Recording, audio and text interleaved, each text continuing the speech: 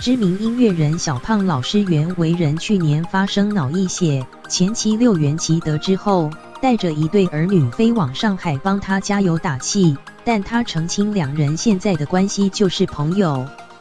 不过有媒体爆料，六原琪与小他11岁的电商新贵吕元中 Max 交往，消息曝光，女方坦然认了。根据苹果日报报道，一名自称是吕元中正牌女友的41岁林姓女子爆料，她和吕元中从2014年10月就开始交往，至今仍未分手。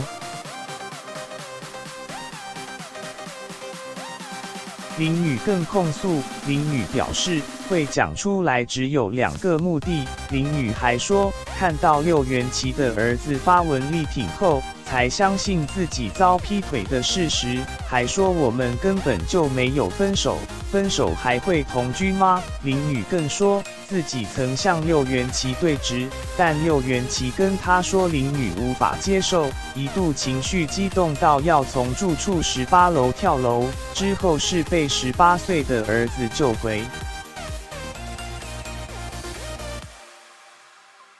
对此，六原琪在晚间回应，跟 Max 已恢复工作关系，至于是何时开始，他说就是林宇闹轻生 ，Max 不得不去的那天。六原琪更指出，的确有一点受伤，但我会很快调试。六原琪还说，由于自己遭遇过失婚打击，因此比一般女性更难接受感情，但和 Max 还是很好的朋友。